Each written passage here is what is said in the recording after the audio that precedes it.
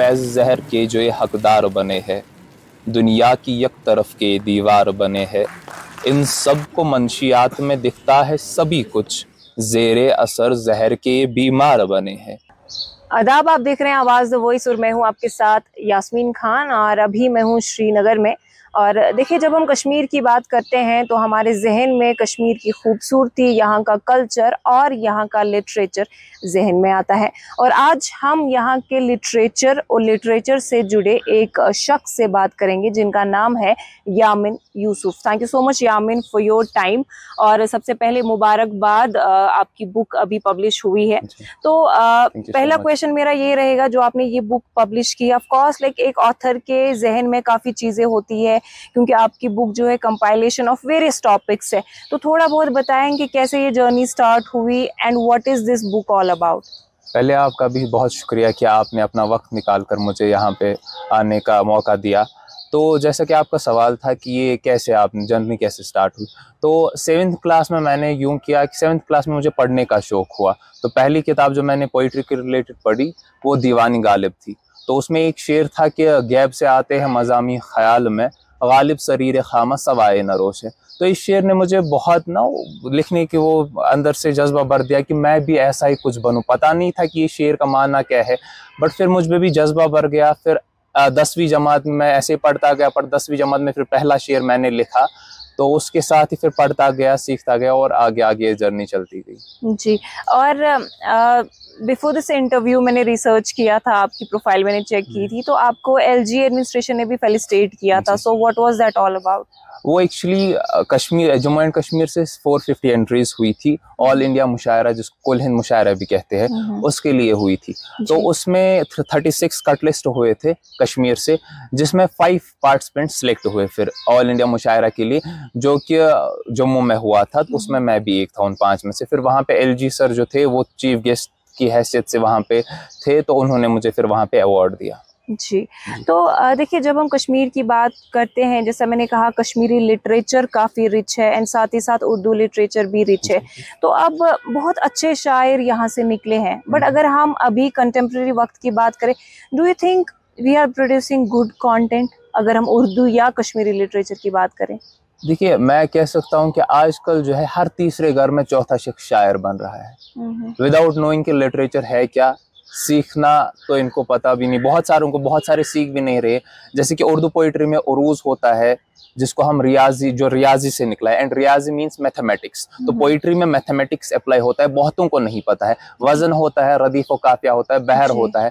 तो बहुत सारे उठा के कलम लिख लेते हैं, बट मतलब वो नहीं सीखने की कोशिश नहीं करते। तो उस वजह से लिटरेचर जो है, कश्मीरी हो या उर्दू लिटरेचर हो, धीरे धीरे खस्ता हो रहा है, क्योंकि हर एक को लग रहा है कि शायरी उठा के कुछ भी लिखना शायरी है। नहीं, इसको सीखना पड़ता है, उरूज सीखना पड़ता है, बहर सीखनी पड़ती है, तब जाके शेर शेर बनता है, वरना वो तख़य्युल रह जाता है। जी।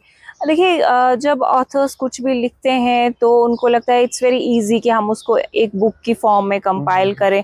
तो पब्लिशिंग हाउसेस का एक बहुत बड़ा रोल रहता है। अब जो यहाँ पे, अब आई एम श्योर कि जब आपने बुक पब्लिश कराई तो काफ़ी पब्लिशिंग हाउसेस से बात की होगी, तो यहाँ का जो सिनारियो है पब्लिशिंग हाउसेस का, उस पर क्या कॉमेंट रहेगा? Do you think they are professional enough की बुक्स पब्लिश हो रही है आए दिन? नहीं, मैं कहूँगा कि पहले हमें यहाँ पे पब्लिशिंग हाउस को ढूंढना पड़ता है, ठीक है। उसके बाद पब्लिशिंग हाउस जो है स्पॉन्सर्स नहीं कर रहे। लाइक मेरी जो ये बुक है, इस बुक का जितना भी जो कुछ है, मतलब खर्च आया, वो मैंने खुद से, और इवेंट्स का भी खुद से लिया, क्योंकि यहाँ पे वैसे एक्सपोजर्स नहीं मिल रहा है। जो लिखने वाले हैं राइटर्स को, उनको नहीं मिल रहा है वैसे एक्सपोजर। जो करना पड़ता है वो खुद से करना पड़ता है। उसलिए भी मैं, बहुत सारे राइटर्स अच्छे भी है जो नहीं आ पा रहे हैं आगे, बिकॉज उनको बैक नहीं है पीछे से, वो सपोर्ट नहीं मिल रहा है, तो उस वजह से बहुत खस्ता हो रही है। ओके, अब चूंकि ये बुक आपने लिखी है, आई एम प्रीटी श्योर कि आप किसी से इंस्पायर तो रहे होंगे। So who is your favourite poet and why? First of all, favourite poet मेरे जो है वो गालिब साहब है, क्योंकि शुरुआत मैंने उन्हीं से की। फिर उसके बाद जिन्होंने मेरी इस शायरी की परवाज़ को जला बख्शी, वो परवेज़ मानू साहब की किताब है। तो वो मैंने पढ़ी, तो उस वजह से मुझे बहुत और शौक़ बढ़ा लिखने का। रिसेंटली फिर मैंने भी उसी अनहार में लिखना शुरू किया। जी जी। अब चूंकि हम पोइट्री की बात कर रहे हैं, सो आई वांट कि आप हमारी ऑडियंस को अपना लिखा हुआ कुछ ओरिजिनल लाइंस जो है सुनाएं। जी बिल्कुल। इस बुक से एक गज़ल में, जो कि माहौल पे मैंने लिखी है, जो कि ड्रग आजकल बहुत सारे लोग जो है, बहुत सारे नौजवान जो है वो ड्रग्स में मुलव्वस है, जिसकी वजह से सिर्फ उनकी ही जिंदगी नहीं बल्कि उनके घर वालों की जिंदगी भी तबाह हो रही है। तो वो गजल मैं यहाँ इससे पढ़ूंगा, वो यूं है। माफी चाहता हूँ, ढूंढने में वक्त लग रहा है बहुत सारी। हाँ, ये है कि बेफैज जहर के जो ये हकदार बने हैं, दुनिया की एक तरफ के दीवार बने हैं, इन सब को मंशियात में दिखता है सभी कुछ, जेरे असर जहर के बीमार बने हैं। हर जा पे यही बात है, हर जा का किस्सा आम, हर एक गली में एक से दो चार बने हैं। ए नाफहम क्या तुझको नहीं कुछ भी है खबर, माँ बाप तेरे गम से ही लाचार बने हैं। बादज की बंदिशों के भी आता कहाँ से है, ये शेर जो है बतौर खास पहुंचाना चाहता हूँ कि बादज की बंदिशों के भी आता कहाँ से है, शायद मिटाने वाले दुकानदार बने हैं। हम बाप के थे डाल तो माँ के थे हम अली, पर हम तो मंशियात से बेकार बने हैं। यामिन हो उन पे लानते माँ जिनसे भी डरे, यामिन हो उन पे लानते माँ जिनसे भी डरे, जेरे असर के जो खूंखार बने हैं। माशाल्लाह, इट्स ब्यूटीफुल। आपने औरतों के ऊपर भी आई थिंक कुछ लिखा है, so I would really want कि अगर आप वो भी पढ़ते। And also like what inspired you to write for women? एक मेरी जो पहली सपोर्ट जिसकी वजह से मैं यहाँ पे आज हूँ वो मेरी माँ रही है, क्योंकि उन्होंने हमेशा मुझे न बहन की कमी महसूस होने दी, न किसी चीज़ की भी कमी। हमेशा पहले मुझे घर वालों में से किसी को, फादर को बिल्कुल नहीं पता था, बाबा को, कि मैं लिखता हूँ, जब तक कि मैंने गवर्नर अवार्ड नहीं पकड़ा। तो वो एक वाहिद शख्सियत थी जो मुझे सपोर्ट करती थी, वो माँ थी। तो उस वजह से उन्होंने मुझे इंस्पायर किया कि मैं लिखूँ, और उन पे ही लिखा है मैंने। बेटियों पे कि माँ के गम का पहला इकरार है बेटियां, बेलोस खामोश इजहार है बेटियां। आदम ने तंग आके की जन्नत में आरज़ू, फिर हुई तख्लीक ये लाचार बेटियां। या बाप का तो सारा मिलता है बेटे को, पर प्यार की तो थोड़ी हकदार है बेटियां। हम बेटियों के सामने मांगे हैं बेटे को, मियाँ सब्र का ये आला मयार है बेटियां। दो चार ही है वो खुश जिनकी जिंदगी, वरना तो गमों से अक्सर दो चार है बेटियां। अपने भी हक का ये बांटे हैं बेशतर, किस कदर यामिन दिलदार है बेटियां। Nice, thank you so much. एक और चीज देखें, अभी सोशल मीडिया का जमाना है, इंस्टाग्राम है, लोग रील्स पोस्ट कर रहे हैं। डू यू थिंक मतलब वो 30 सेकेंड की रील जो है, जो कंटेंट बन रहा है, उसमें हम पोइट्री की कुछ लाइंस यूज करते हैं, डू यू थिंक उससे एक ऑरा जो पोइट्री का था वो खत्म हो रहा है, या उसमें कुछ बेनिफिट प्रोवाइड?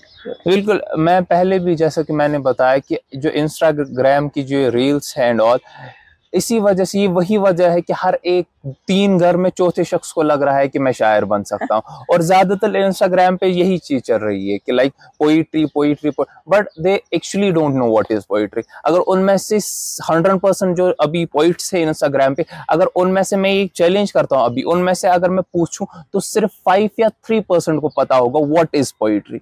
बाकी जो 97% they don't know about literature, they don't know about कि अकबर इलाहाबादी साहब कौन थे, they don't know Allama Iqbal रहमा कौन थे, they don't know what is रदीफ, व्हाट इज काफिया, व्हाट इज अरूज, व्हाट इज बहर एंड व्हाट इज वजन। उन्हें बिल्कुल भी नहीं पता ये चीज, बस वो उठा के पढ़ रहे हैं। तो उस वजह से ऑल दो ग्रोथ मिली है, शायरी को लोग पसंद करने लगे हैं, बट शायरी का जो मयार था, औरा था, वो रफ्ता रफ्ता गिरने लगा है। हर एक को लग रहा है कि शायरी ऐसी ही है, वरना शायरी बहुत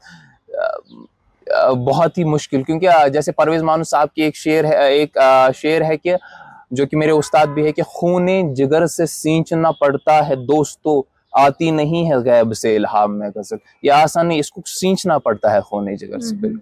अब अगर कोई यंग बच्चा मतलब जेन्युइनली लिटरेचर को परस्यू करना चाहे, उसके पास है वर्ड्स, वो कंपाइल करना चाहे, तो लाइक हाउ कैन ही होन हिज राइटिंग स्किल्स? कैसे वो बेटर कर सकता है खुद को? पहली बात कि वो लिखे, बट अभी अगर नहीं पता है उससे क्या है तो अपने तक महदूद रखे, बाहर ना लाए, क्योंकि उस वजह से मुंतशिर हो जाता है। हर एक सोचता है कि मैं बन सकता हूँ। और दूसरी बात, सीखने की कोशिश करे कि पढ़ने की कोशिश करे कि व्हाट इज उरूज है क्या, मतलब पोइट्री कैसे चलती है, और उस्तादों की सोहबत में बैठे, उस्तादों से सीखे कि। और मेरी एक राय है कि अगर कोई चाहता है कि वो लिखे और वो ख्यालात को पिरोना चाहता है तो वो बशीर बद्र साहब को जरूर पढ़े। और मेरी भी एक किताब है, अगर इस मतलब नए यंग ऑथर जो है वो पढ़ना चाहे, जो पोइट्री करना चाहते हैं वो पढ़े, तो उनको समझ आएगा कि इसमें भी कुछ खामियां है, फिर उनको कैसे मैंने फिर आगे चल के नरिश किया है। और मैं एक बात कहना चाहता हूं कि अगर कोई वाकयातन सीखना चाहता है, मेरी हम उम्र है, मुझसे छोटा है, वो मुझसे कांटेक्ट करे जहां तक मुझसे हो सकेगा, मगर जो सीखना चाहता है, क्योंकि शायरी नाम नहीं है कि शोहरत का।